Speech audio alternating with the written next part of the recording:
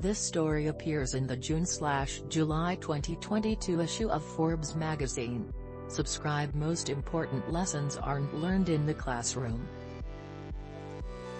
In 2003, the year after Houston money manager Perth Tolle graduated from Trinity University in San Antonio with a degree in finance, she spent a year in Hong Kong living with her father, reconnecting with her Chinese roots. On a visit to Shanghai, Tolle befriended a woman named Maggie. Both were 23 years old, but her new friend's dark backstory shocked Tolle. While Tolle had enjoyed a typical suburban upbringing in Plano, Texas, Maggie lived in the shadows. She had no birth certificate, no school or hospital records and no safety net. To the Chinese government, Maggie didn't exist. She was one of tens of millions of kids victimized by the Communist Party's one-child law, in effect from 1980 through 2015. Because her parents already had a son, they concealed her birth and upbringing.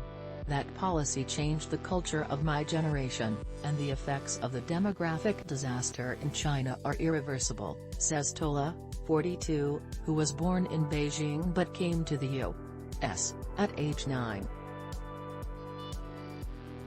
I had this realization that freedom made a difference in my life and in the markets.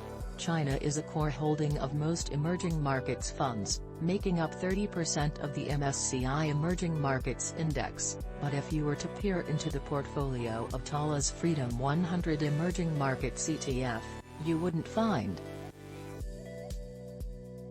The fund she manages with Havertown, Pennsylvania-based ETF issuer Alpha Architect is still relatively small, but it has grown from $30 million at the beginning of 2021 to $200 million today.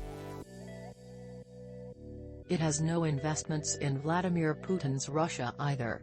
As a result, year-to-date MSCI's Emerging Markets Index is down 17%, but Tolle's Freedom Fund is off only 7.5%.